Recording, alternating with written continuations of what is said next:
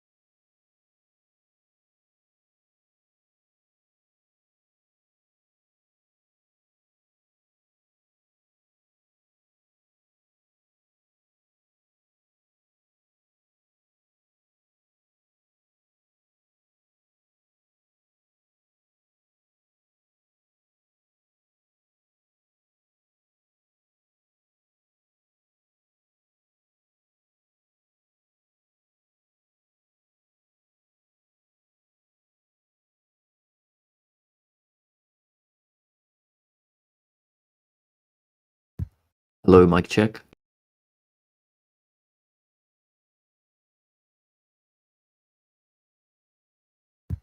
Hello, mic check. You're good. Hello, mic check. Thank you. Hello, mic You're check. good. Hello, mic You're check. good. Hello, mic check. Thank you.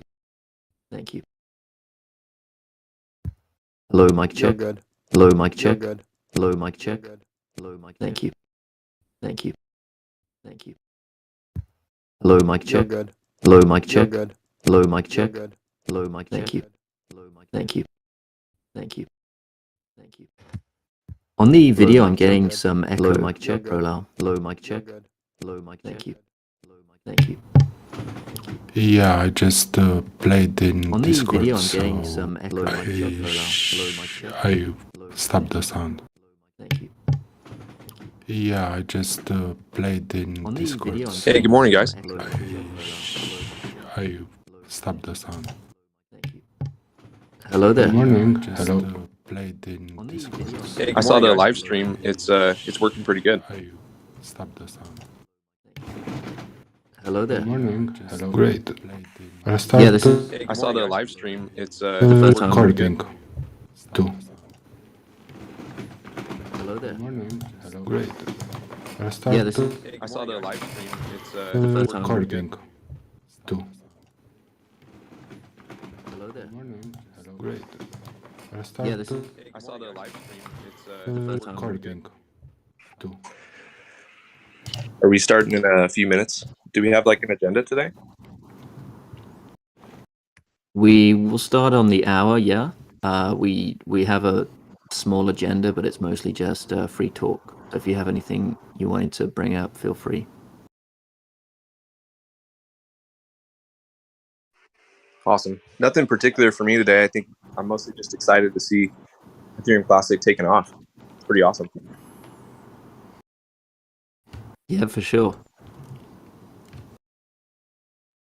It's kind of a mystery as to why, but we can do some pontificating on this call.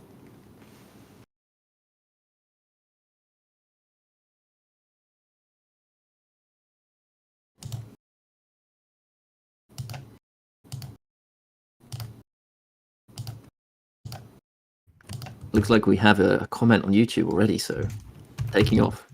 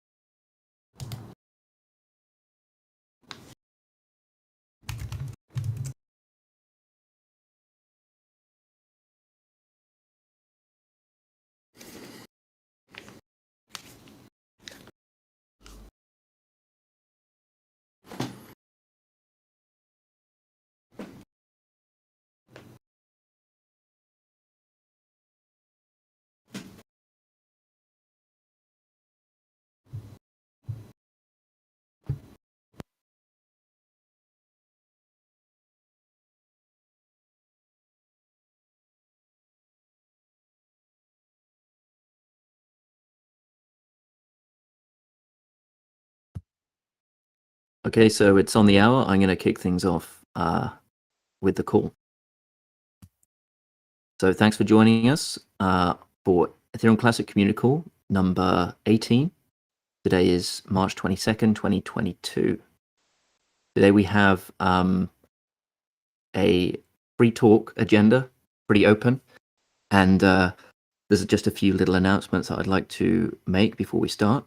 One is that now, if this works and going forward, we will be streaming these talks live on YouTube, and Brolal is kindly helping out on the back end of that and has posted a link to the YouTube live stream in the general chat of the Discord, and we will be updating links going forward.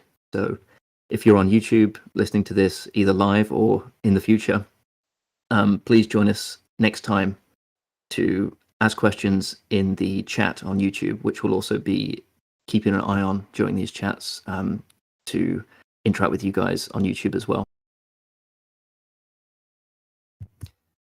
Also, it's likely that from next week, the time of this call is going to be slightly earlier. We haven't decided exactly when, but it's either going to be 1 hour or 2 hours earlier than usual. So either at 1300 hours or 1400 hours UTC. But we will update announcements on that.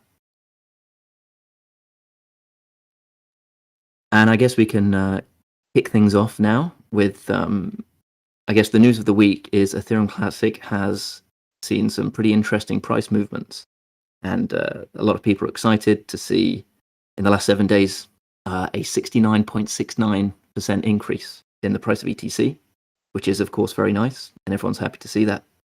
And I guess on this call, we can have some thoughts and brainstorm about why that might be and why, even despite the bear market that was been experienced, ETC had managed to kind of break that trend and was probably the highest gained currency in the top 100 of this week, at least for the last few days. So I think there's a couple of contributing factors to this. One being the upcoming merge, which is probably the most obvious thing.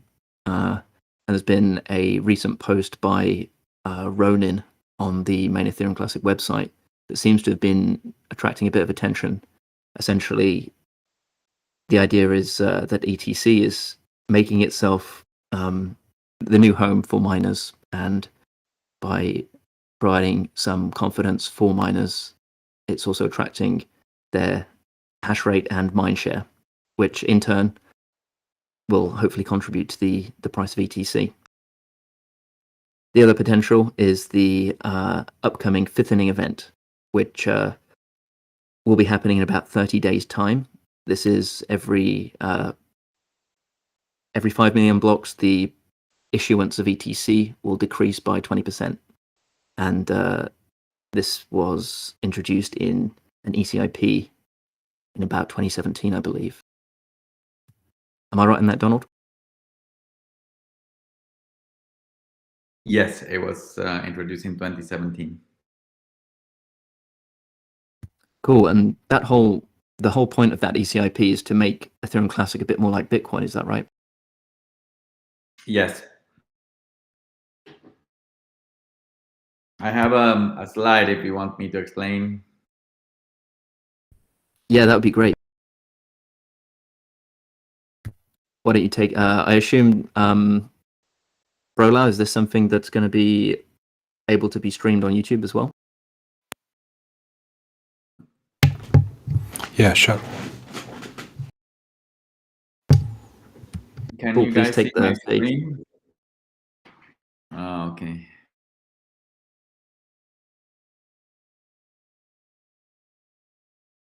Can you guys see my screen? Not yet. It's weird. I am pressing here to share,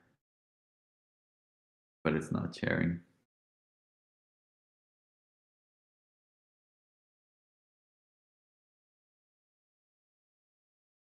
Uh, Hello?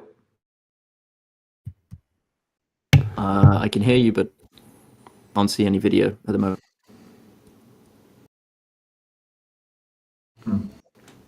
I know I'm trying to share, but this is not working. The Discord is not letting me share. The information is that the supply of Ethereum Classic, it had a 72 million pre-mine because it was Ethereum at the time, and then from block 1 to block 5 million, it was printing or issuing 5 ETC per block. Then in the next era, 5 to 10 million, from the block 5 million to 10 million, it printed 4 ETC per block. And now, which is the third era, is printing 3.2 ETC per block. And this is going to end on block 15 million, which is more or less in 34, 35 days. And then from block 15 million to block 20 million is going to print 2.56 ETC per block. So that's a decrease of 20% in each era. That's why we call it fithening instead of halving. And the interesting thing is that the inflation rate today in this era that is in which we are currently is 5.49%. But starting on the first day of May or the last day of April is more or less when the next era starts. Inflation in ETC is going to go down to 3.91%. To give you an idea, Bitcoin, the current inflation of Bitcoin is 1.7% at the rhythm it is printing new ETC per block. And gold has historically been also 1.7%. So ETC is getting closer. In 2029, it's going to be around 2%. And in 2032, in 10 years, it's going to be 1.65%, the inflation per year of ETC. So that's more or less how the monetary policy works. Interesting. And the effect of having less inflation to the average holder, in theory, is that over time, the value of that holding increases, at least relative to previous levels of inflation, because there's less sell pressure from miners who would basically be diluting the overall value by acquiring more of the pie, if you like. Yes, when there's more inflation, there's more ETC coming into the market every year. At the current rate of 5%, it's like 5 or 6 million ETC per year. So you need new buyers to absorb that new issuance per year. And as inflation, as these eras go passing by, they more or less last 2.38 years each era. In Bitcoin, it's every 4 years. So we wanted to go faster to catch up with Bitcoin, and its inflation. But as inflation goes down, that means that less ETC are printed or created per year. So there's going to be, given the same amount of growth in new investors and demand for ETC, there's going to be less supply in relative terms as the inflation goes down. So that should help the price to go up. And when the price goes up, then it activates a series of things, which is the security model of ETC, because the price goes up, that means that more miners are going to want to mine ETC. And if more miners mine ETC, then the network becomes more secure. And if it becomes more secure, then more developers are going to build their applications in Ethereum Classic because its code is law and more secure and immutable, etc. And the more decentralized applications that are built in ETC, the more it attracts end users and corporations and people who want to use a secure blockchain, and that attracts more investors who want to buy more ETC, and the whole circle continues. No, this is the design of Nakamoto consensus that is like a virtuous circle. Right, and we see the same pattern play out in the Bitcoin ecosystem, right?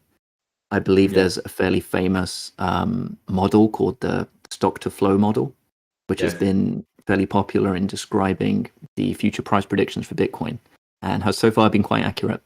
So I do wonder if a similar thing could be projected for ETC. Yes, it's very easy. The stock-to-flow model is basically is the same. Is the same way of describing or expressing the inflation, but in the other way.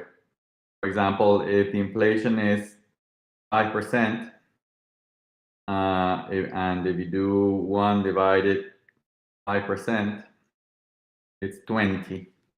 So it's the stock-to-flow ratio is basically putting the terms upside down, and you express it instead of as a 5%, you express it as the whole, no? 20, almost 1 over 5% is 20. So it's the same number, but expressed as the total supply, existing supply divided the new issuance. So currently ETC is running at 20, and Bitcoin is running at 60, the same as gold. So ETC has to go up all the way to 60 to have the same inflation rate or the same stock-to-flow ratio as Bitcoin, and that's going to happen from now until 2032. Right, but in the meantime, I guess the additional, the increased amount compared to Bitcoin is kind of essential in order to encourage miners to start using Ethereum Classic, because it's profitable enough to mine. If you were starting at the same level as Bitcoin now, then there'd be less incentive to mine Ethereum. Yeah, less payments per block. Yeah, that's right. Now, when we hit block 15 million, the supply of ETC should be around 134,600,000 ETC, and by the year 2032, in 10 years, the supply is going to increase due to the payment per blocks, according to this schedule that we described, 172,500,000 ETC. So it's more or less 40 million, 38 million ETC that are going to be printed or given to miners in the next 10 years, and that's the incentive. Also, this is just the supply, no? Another 40 million ETC, which is going to be paid for miners in the next 10 years, is good, because the mine is what is incentive for miners to come and mine ETC. But the demand from investors can be much more than 40 million. In fact, when ETC goes up, it's precisely because there's more demand than supply. So ETC can perfectly go up to 1,000 or 5,000, 10,000, 33,000 in the next few years, just because of adoption and the general demand that there is for secure blockchains. So price plus the supply are the incentive for miners. I would also suggest that on top of that, just having a fixed emission curve adds some special properties to the blockchain that you just don't get with having an unbounded future inflation rate, which chains like Ethereum do. And those two things might include, from a miner's perspective, having an algorithmically guaranteed future amount of inflation means that you can more accurately predict the hardware requirements, because you're just removing certain variables from the equation, such as, if the dev team decided to print a bunch of money, that just can't happen on Ethereum, it can't happen on Ethereum Classic, but it could on Ethereum, for example. Mm-hmm. And the other benefit is that it keeps all parties sort of economically aligned, and there's more of a balance of power. So the devs don't have the power on Ethereum Classic to reward miners with more rewards, which keeps everyone in check in a way. Whereas on in a proof of stake chain, where the devs have control over the ability to print money, then it seems pretty likely that they have a bit of a conflict of interest there, and they are probably in situations where they have a choice, or it's kind of unknown whether it's good or bad to increase the reward, then they're probably going to tend towards making decisions that follow their financial interests over the benefit of the network as a whole. So that's impossible on a fixed emission curve. There's an economic phenomenon that is called the Cantillon effect, which is that when you print money in a fiat system, the ones who receive the money first are the ones who benefit most of that emission, because they are the ones who buy investments and goods and services first at the lower price. And as the new issued currency circulates, the prices go up, and whoever uses the money after the first ones have less benefits, because the money is worth less relative to products, goods and services, and investments and stuff like that. In proof of work, those beneficiaries are the miners, but their compensation is made only after huge amounts of work, and they have very small margins. So they actually, if they get, say $100 in every $100 that they get in reward, they invested $80 or $90 in gear and electricity to earn that reward. But not only that, they don't have any influence. So even though they are Cantillon insiders, is what they're called, and they receive the money first, the ETC first, they cannot issue that to themselves more money like it happens in fiat systems. Their incentive, if miners control the proof of work network, they would change the monetary policy to pay themselves more constantly. It would turn into a fiat system. But because of this balance of power that you mentioned, and because they don't have that power, the whole system is balanced and fair, because they get paid for real work. In proof of stake blockchains, all that is cancelled, is dissolved. Basically, the stakers are going to be very big, 3 or 4 very big stakers, and they're going to, very likely, because they're the Cantillon insiders and they have influence to change the rules of the network, very likely they're going to constantly change the supply and pay themselves more and more as time passes by. Yep, and in proof of stake networks, there's quite an obvious incentive to do that if you're competing with other proof of stake networks for staking capital. So there's always going to be this constant arms race to increase the yield to attract stake. So that also just happens to benefit the stakers. So it seems like quite an obvious trend as this predictable trend. That is the other thing that happens in proof of stake is that the key to keep the stakers in check is the slashing mechanism. The fact that there's a punishment if they send bad blocks, or they send blocks that don't comply with the protocol, and they can be slashed up to 30%. But that's a joke, because if they are the same ones who control development and the network, and the supply, they can perfectly pay themselves back and restore that slash.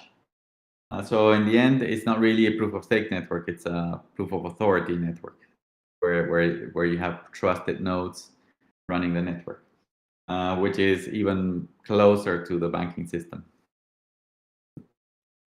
I would suggest it's probably worse than proof of authority, because at least in proof of authority, everyone knows what's going on, right? In proof of stake, there's a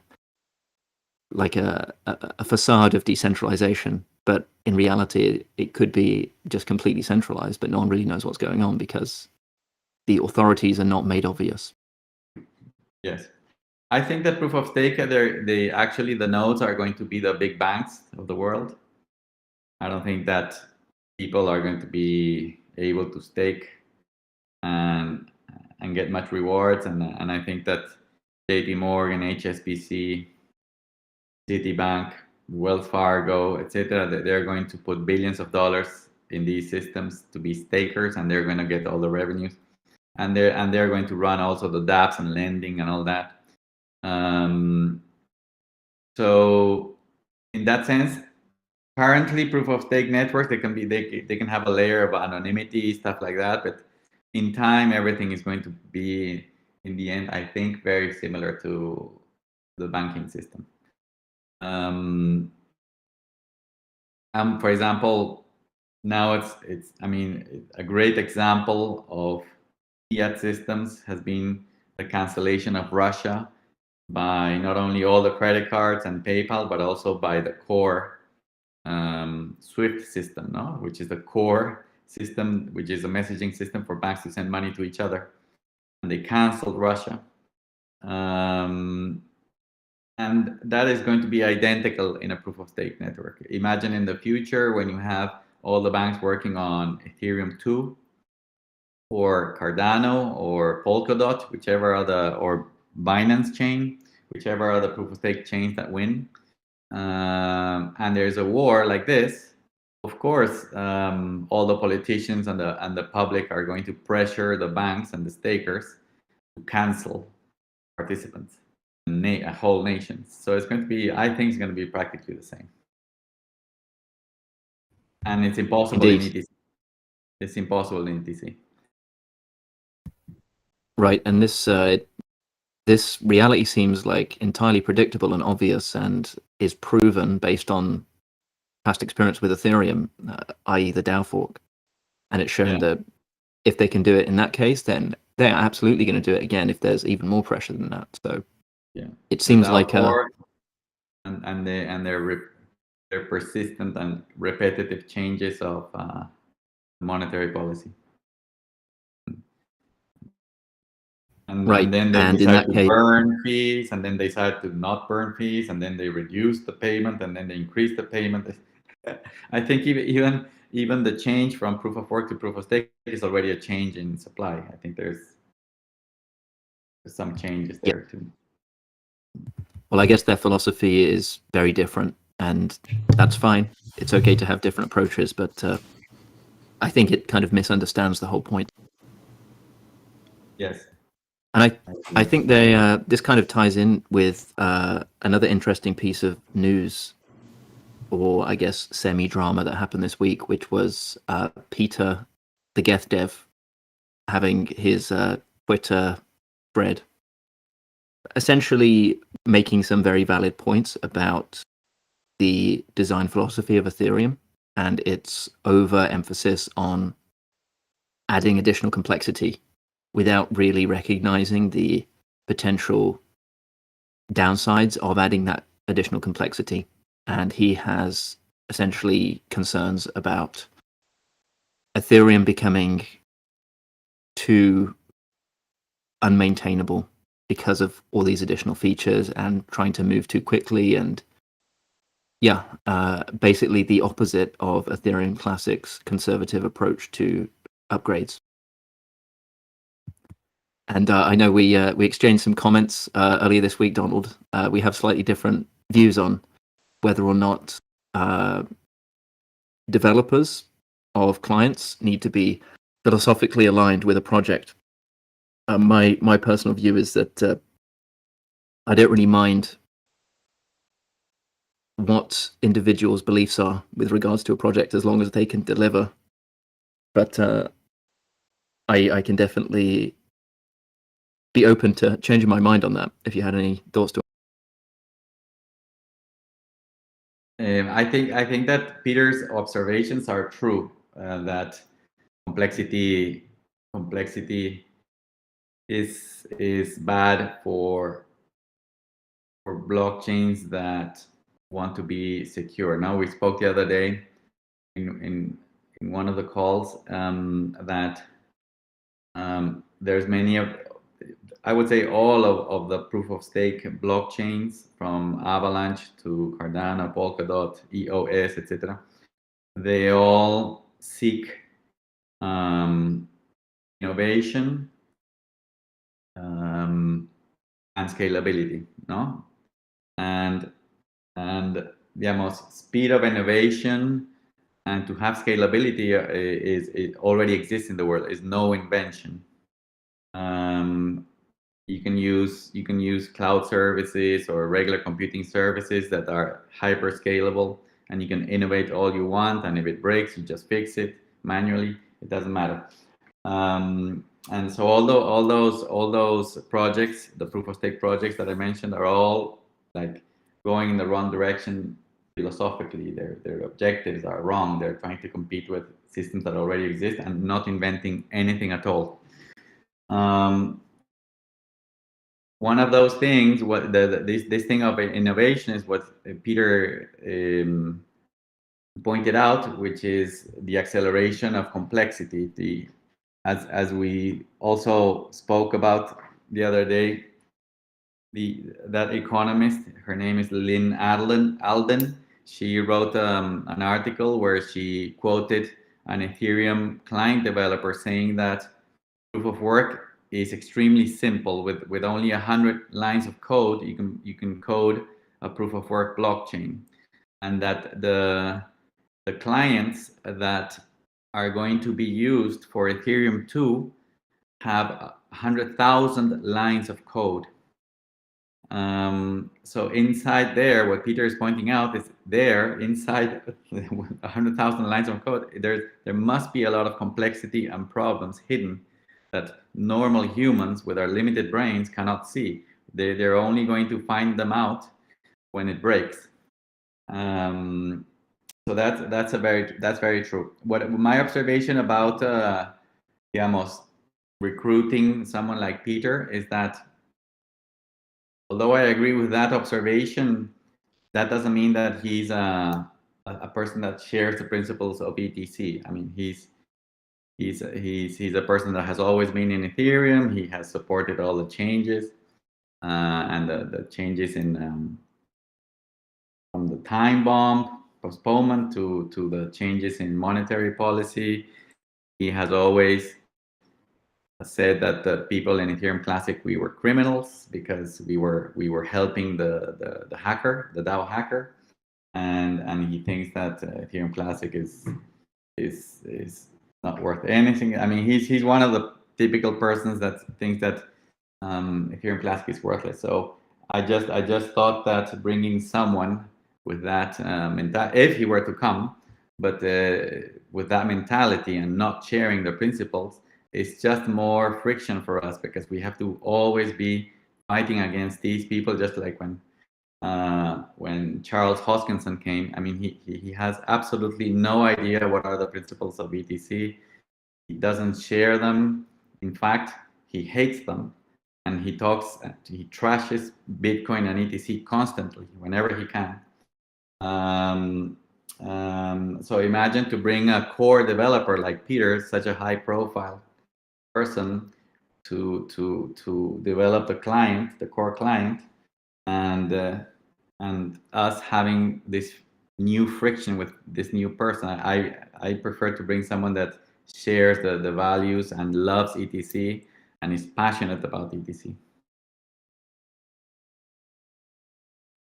Yeah, I think you make some fair points. With Charles, it was specifically this whole point about innovation that he was adamant that Ethereum Classic was failing on.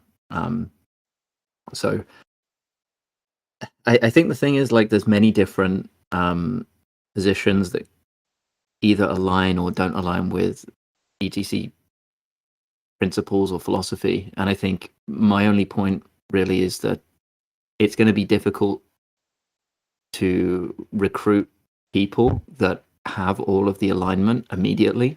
And it might be a case of sort of taking contributions. Essentially, beggars can't be choosers to some extent.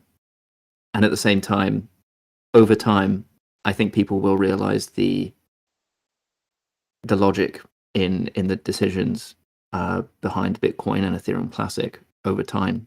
So as long as people that are, somewhat aligned can contribute positively, I don't see there's much of a big problem. But I can definitely see the danger in certain oversized influencers sort of hijacking the project, which is definitely something that needs to be looked out for. But at the same time, there's always the the ultimate dispute resolution mechanism of chain splits, which kind of keeps people in check and kind of defaults everything to the conservative position, which is one of the benefits of proof of work.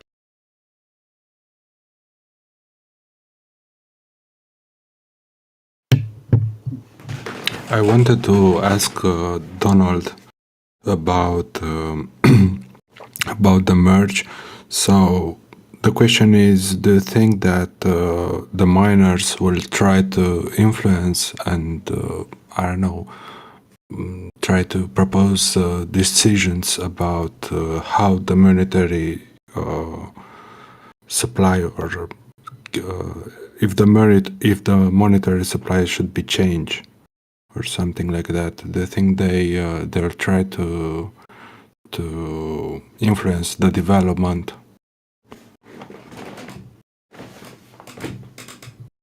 I don't understand. The miners in Ethereum 2, when it merges, they're not going to be there anymore. So they don't have any. Yeah, but if they move to ETC,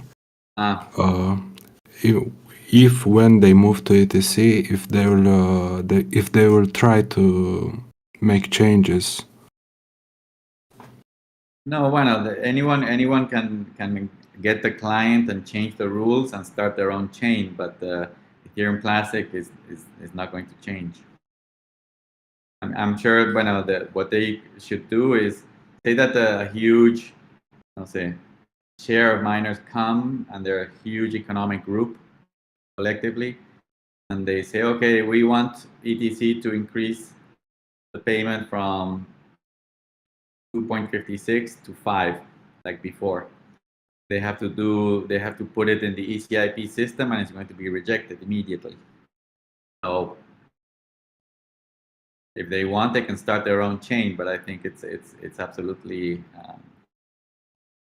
uneconomical for them to do that. I don't think I haven't heard anything regarding that. And I don't think that miners were the drivers of the changes in monetary policy in Ethereum. They're always very passive. Miners really have a lot of work running machines and buying electricity and trying to earn money. It's not a business that you become rich tomorrow just by mining. It's a lot of work, data centers, maintaining the machines, teams, doing deals with the electricity companies, etc. And also on a daily basis, trying to see what place is profitable, what place is not profitable, etc. I haven't seen miners in Ethereum or Ethereum Classic being actively, activists changing rules or anything like that. But if they were to come to ETC, I think it would be rejected immediately. That's my opinion. I don't know if somebody else has a different opinion. I agree with your analysis there. It's going to be it's practically impossible to change the monetary policy of ETC at this point. And if it was done, it would certainly cause a chain split. So it would cause far more trouble than it's worth doing. And it's likely that the chain that tried to change the fee, would not be profitable to mine anyway, because it would just be not used. Like, I think miners have probably more of a grounded understanding of the whole sound money argument, and having a fixed supply is something that, being inherited from the Bitcoin mining whole sort of philosophy, is something that I think a lot of miners inherently understand and wouldn't really want to mess with things too much in that regard. That is compared to like developers that could, implement new EIPs or staking protocols. I think the miners are too fragmented to do much. If the miners were, wanted to really push a position, I think that Ethereum would have forked a year or 2 years ago as proof of stake started to heat up. I mean, fundamentally, if you look at the amount of hardware invested in Ethereum, it was worth an attempt to try and fork Ethereum before Ice Age and all the other bombs came in.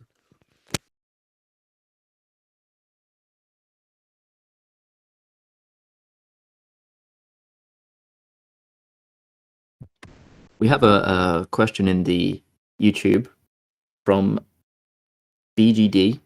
It's as follows: Donald is right, but the adoption will need low fees. 0.1 ETC is not much now, but when it is 1,000, 0.1 ETC is a lot. How can we fix that? And I'm guessing this is referring to the miner reward in US dollar terms. And if the price of ETC goes up a lot, then the miners are going to be getting a lot more profit.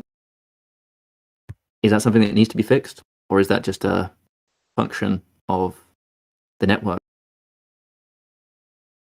I think that the miner reward per block is the issuance of new ETC and the fees of the transactions. Ethereum, and I think that the observation is, okay, it's 3.2 and it's going to go to 2.56 and then 20% less, 20% less. And I think that the fear is what happens when the fee is too low, the reward is too low, and miners are not going to get paid a lot. One way of compensating that is that it's highly likely that ATC is going to go up in price. So even though every 2.38 years the reward is going to go down by 20%, but it's very likely that ETC is going to go up by 10x, 20x, or 50x. So they're going to get, just like Bitcoin happened in Bitcoin, the history of Bitcoin, they're going to get much higher revenues anyway, even though the nominal issuance per block is lower. And the other thing is that in a network like ETC that has a capacity of 1.5 million transactions per day, which is very low because it's not scalable, it's unscalable, transaction fees are going to be very high. And paradoxically, the network that has proven that model works to pay miners with fees is Ethereum. Ethereum many times, many months has paid much more to miners in transaction fees than in the actual miner rewards. I think it was like at some points it was 4 to 1 or 5 to 1. And Ethereum has paid billions of dollars to miners. So when Ethereum Classic stays as in my vision is that when Ethereum Classic stays as a layer 1 proof of work network and it's recognized and it goes up and it's worth 1,000 or 8,000 or 33,000, the volumes are going to be much higher in terms of transactions per day, and the fees per transaction are going to be much higher as well, and those are going to be another large source of revenues for miners. And you just go and see how the mining revenues have been in Ethereum, and Ethereum has 100% proven that model. So we only depend that ETC becomes so popular that it's so there's so much activity that the volume goes up and that the fees go up. I don't know if I explained it correctly. Yeah, I think you did. You got it. I misinterpreted that question, I think, and was looking at it from the miner's point of view. But I think the question, after rereading it, is more about how users of dApps can, how ETC can encourage adoption by keeping fees low, as it is now. Okay, compared to Ethereum. so bueno, at least I answered a different question, but at least it's half of the answer. Bueno, the same phenomenon that miners, as the suppliers of block space, are going to get paid more and more as the price of ETC goes up, and as the price per, digamos, as the fee per transaction goes up. That is the opposite for the demand side, no? dApp users and dApp developers, now we are enjoying extremely low ETC fees per transaction. But the truth is that ETC is going to stay unscalable forever, just like Bitcoin and just like Ethereum 1 is now.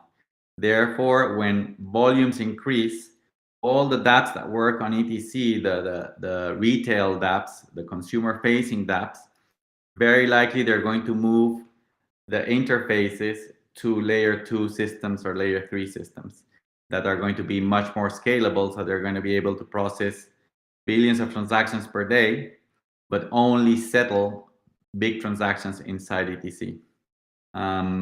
So the model where you have, like in Ethereum 1, the whole dApp and the interface and the smart contracts and the transfers and all the transactions and the wallet and everything works inside Ethereum, that's not going to work in the future. In the future, you're going to have layers, and you're going to have layer 2, layer 3, layer 4, and the dApps are going to be distributed in components in different layers, and they're going to use ETC only for the high value code, the high value backend, digamos, logic of the dApps, and to move large amounts of money. But you're not going to have a 0.001 cent per transaction inside ETC. That's going to be on layer 2. A person who's doing it right in that sense is Patient Money. His project is called Classic Rewards, and he's doing this 2-layered construction. No, he's putting the interface, and the high volume transactions are going to be in BNB, and the rewards to the users. I don't know how the game works or the NFTs and the game work, but apparently there's going to be a reward in ETC, and that's going to happen inside ETC. So the dApp is going to be a 2-layer dApp, and that's going to be the future of dApps, not only in ETC but in Bitcoin, in everywhere else. In fact, I think Ethereum 2 is going to be a layer 2 network, and a lot of volume is going to occur inside Ethereum 2 and on the layer 3, which is the rollups and channels and all that, and then that system is going to turn around and it's going to settle on Bitcoin and ETC. That is already happening. For example, there's already 1 million ETC in the form of WETC and BNB. So people are trading ETC inside BNB, but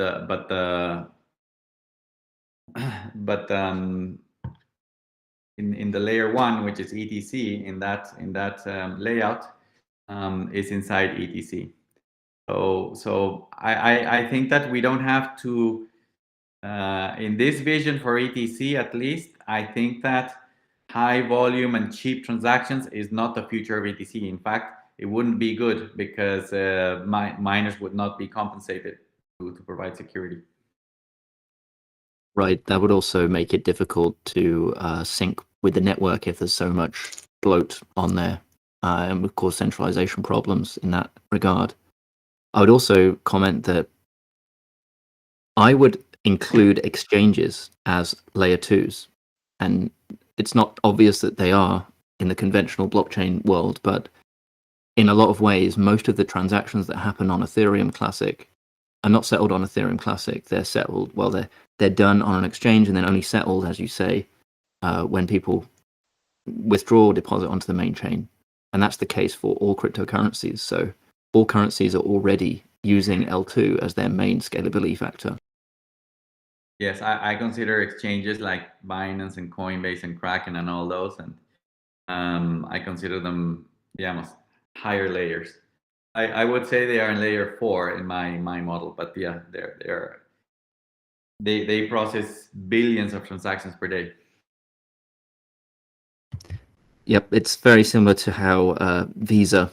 The same kind of model exists in all monetary systems, right? Like the international clearing houses only do they do huge and infrequent settlements. But then as you go down the stack in the number of layers, you have banks and then credit cards and then even smaller use cases like individual companies that settle transactions between them. And it's all in this layered approach. I agree. It's exactly the same, yeah, as the banking system. In 2014, 2015, we believed that all the transactions of the world were going to happen inside Bitcoin and Ethereum. And then when the block size war came in 2015 to 2017, we all realized that the blockchain industry was going to be layered, no? And that's where the Lightning Network was born, and today Lightning Network is layer 2 of Bitcoin, and now Bitcoin can understand transactions from smart contracts in layer 2. So there's going to be smart contracts on Bitcoin, but on layer 2 or layer 3. So it's definitely going to be like you say. It's going to be like the banking system. In that sense.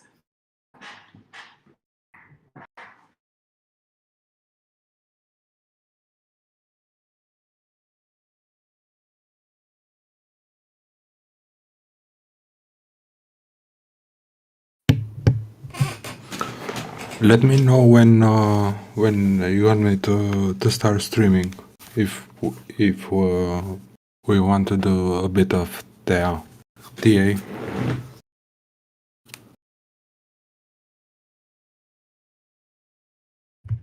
Sorry, you mean did you want to show some charts? Yeah, a small technical analysis. Sure. Why don't you do that? Are you going to share your screen? Yeah.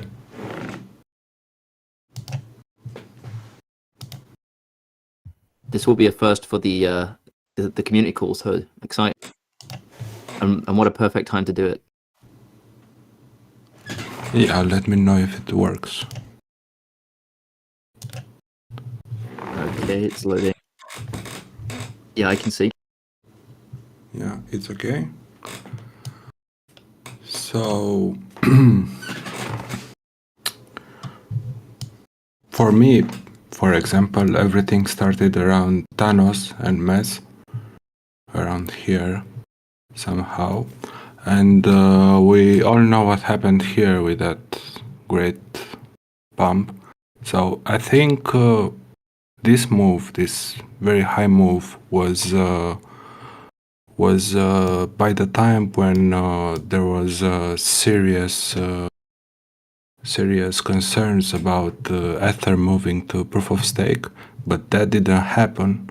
It should have happened around this date in June, I think June or July. It didn't happen.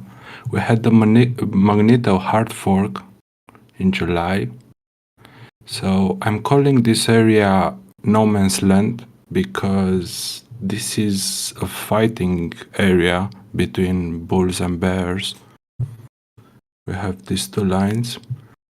The bearish trend started last year in September.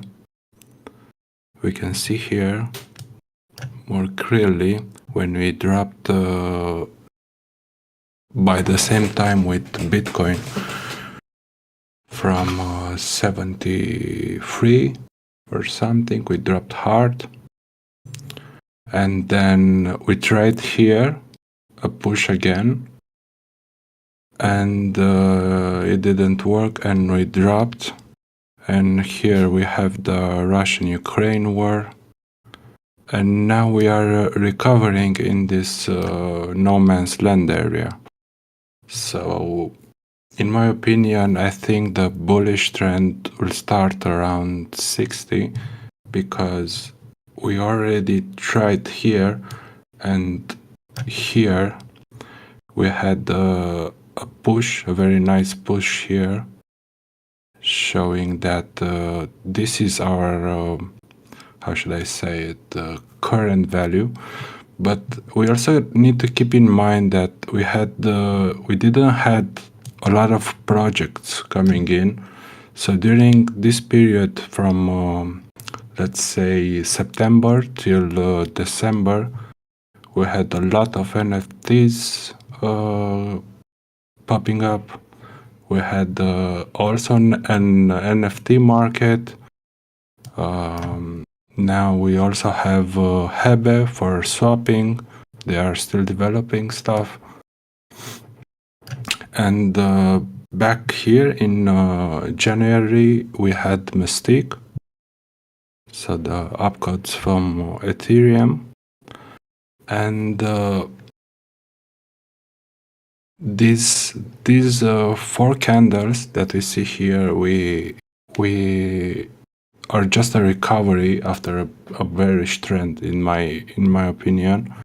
We also see here a nice mood push that didn't go through exactly here at 36, which I think this is our main key price for making a more up movement. So we are expecting here the halving around the end of April, early May, right? So this is where the Fithening will happen. And if we look to 1 week, hope I did it right. So I draw here a pitchfork. So if we look for targets, so this is where Donald's prediction is. We can see this fib going a lot up. That doesn't mean it will happen, but it is showing different levels, like this level at 200, this level at 300, and this level at 600. So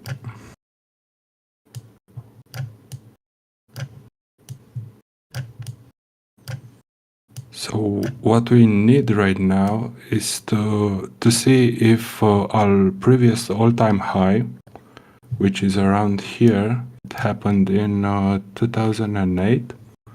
So you can see the price is around here now. In 2008, our previous all-time high was 43, around 43. And we need to see now if this price transforms into support, right? So this may be a very good area for investors, traders to I don't know, to support the price and hold, so that we reach our previous target, which was $150. And from there, if everything goes well, we can retest this red line, which can go all the way up to $400. If we look at the MACD,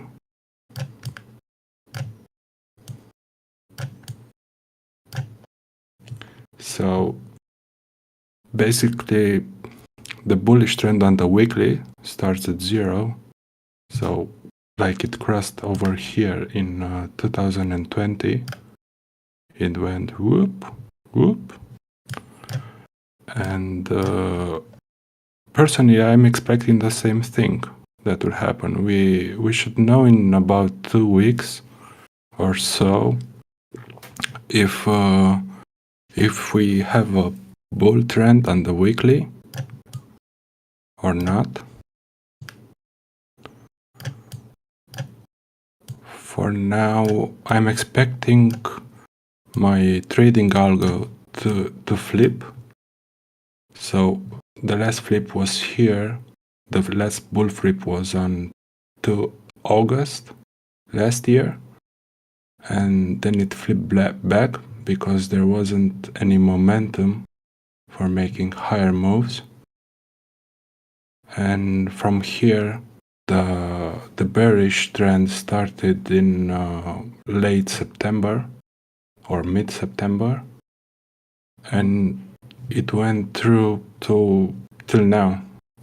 These are our first big green candles in a lot of time. So what I'm expecting is to go above $60 and wait for the halving, and then I don't know, probably a try to move up to $130 or blast off and test our first line. From $220 we may see a correction, a big one. Or it will just move just move slowly up like Bitcoin did in 2020. It had, I think, 33 green weeks, bullish weeks, till it went to 64K. So I think that's it.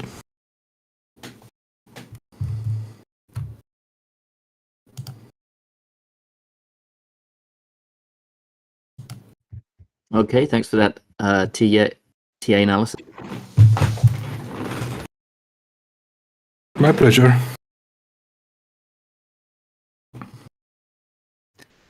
I guess, yeah, it's as mentioned earlier, it seems like the next few months are going to be potentially some of the most important in Ethereum Classic's life so far, given the external things that are happening and the current sort of apparent undervalued and massive potential upside that's going to be hopefully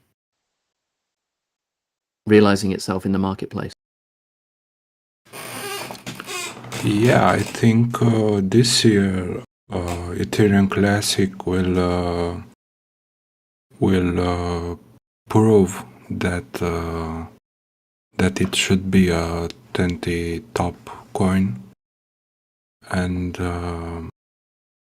I think it will be great. We'll see big swings, and I just hope that the current capital, the current market capital, and the position will just attract institutions, and more development will happen. So it's all good. This will be a big year, in my opinion. My personal approach to looking at the top cryptocurrencies is Donald's approach, which is basically remove anything that's not proof of work, and you'll find that Ethereum Classic is already top 5, pretty much. Yeah, that is true. I think proof of work will continue heating up. My personal view and dream is that we see Ethereum Classic above Bitcoin Cash and Litecoin. So we need to smoke them.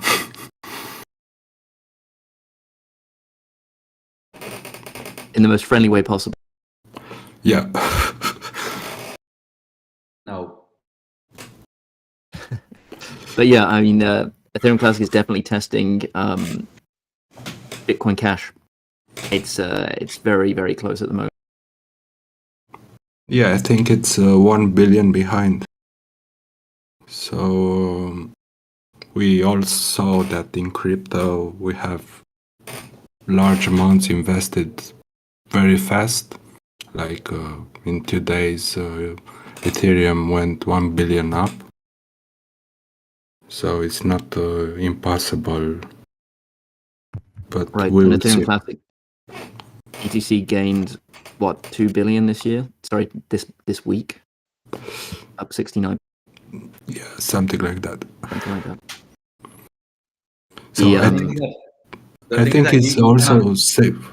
I think it's also safe to say that the bears saw that it wouldn't go down like previous lows or something like that, and I think this move also made bears exit their positions. The thing is that I think we're very close to BCH and Litecoin and Doge even, because of what you say. It can go up very fast in very few days and surpass them. But imagine that we were like 40 and now we are 28 or 29. But also think about it, that you cannot build anything on a Litecoin or Bitcoin Cash or Doge. Ethereum Classic is the same or even better in terms of security, and you can build applications. To the point that Ethereum Classic has more transactions many days than Doge and Bitcoin Cash. I think all the time ETC has 60 to 70,000 transactions and the others have less. Only Litecoin has consistently more transactions than ETC. But you can build stuff on Ethereum Classic. So I think that it's not a wish or a dream. I think it's a fact that it's going to happen. We're going to flip the three of them: BCH, Litecoin, and Doge. Yeah, I haven't follow up on Litecoin and Bitcoin Cash, but I saw a few articles about they are also making smart contracts in some way. I'm not sure how smart they are, but it's a real competition out there. So we'll see what happens. As far as I understand, those UTXO-based chains can have, and already do, I mean, Bitcoin technically has smart contracts in the form of script, but they're never going to be able to have the same level of expression as a fully Turing-complete EVM with a counts model system, which means that applications are going to be either very limited or much more difficult to implement.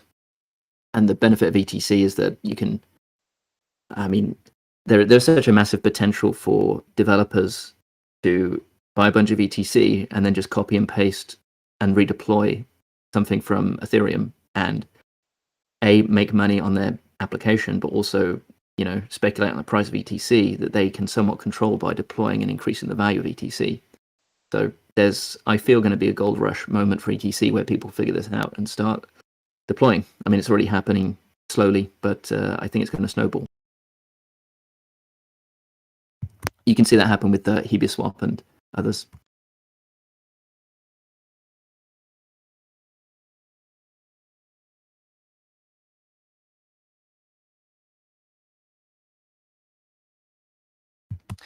So we're approaching the hour. As custom, I will open the floor up if anyone wanted to bring up a topic to discuss.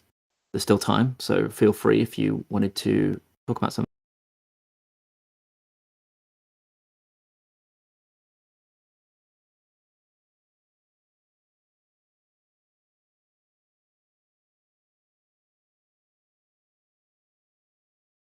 And I'll just check the chat to see if there's any more questions.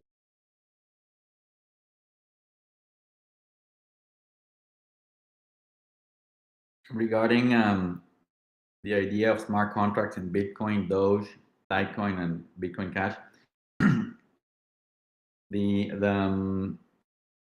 what they can do is they can add functionality so that they understand executions of programs outside of the blockchain, and they receive the script, the product, and they execute the transactions according to that result. But neither Bitcoin nor Litecoin nor Doge nor BCH, and you cannot write a whole dApp and send it to the network, and the code of the dApp is going to be replicated in all the nodes of the network, and then anyone can send a transaction to that dApp and execute the code. That's not possible. That's a smart contract. What the Bitcoin guys and Litecoin, Doge, and BCH, if they're saying that they can do smart contracts like the Bitcoiners were saying, now Bitcoin has a smart contract, that's a lie. That's a total, net, complete lie. A smart contract blockchain, you send the code, the full code, and the logic of the application. You send it to the network, and it gets replicated in all the nodes of the network, and it becomes a decentralized application. That doesn't exist in UTXO systems. So I wanted to clarify that, because especially for new people, they don't understand these distinctions, and they can be lied to very easily, like what the Bitcoin guys do.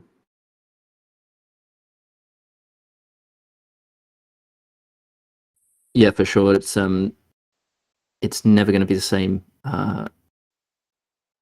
Like the whole point of Ethereum was that it added this additional EVM functionality, which the UTXO chains just simply were not designed to be able to provide. So it's always going to be some level of compromise in terms of what your contracts can do, and whether they're smart PM or just somewhat clever contracts. Yeah, that Taproot gives Bitcoin smart contracts is a lie, in the same way that Vitalik and Charles say that proof of stake is more secure than proof of work. It's the same kind of lie. It's Right, absolutely false. Okay, guys, thank you. Bye-bye. Cheers, Donald. See you next week, hopefully. Take care. Thank you. Yes.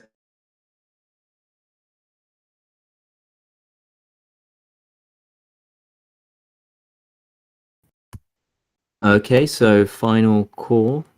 There were some comments that I just wanted to relay from the Discord in this chat.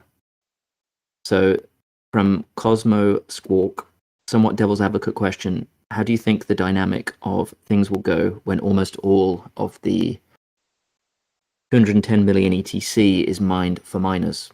Would miners still mine? And I think the answer to that is very similar to Bitcoin. And the answer is yes, they would still mine, because by that point, which I believe will be in about 2045 or later, the ETC network will be saturated by transactions, and miners will still be paid via transaction fees. And as we've seen in Ethereum, miners are already getting more reward from mining fees as opposed to the block reward itself. So it's very likely that the block reward, the base block reward, is going to be insignificant compared to the fees collected by miners through transaction fees anyway, way before we reach that point.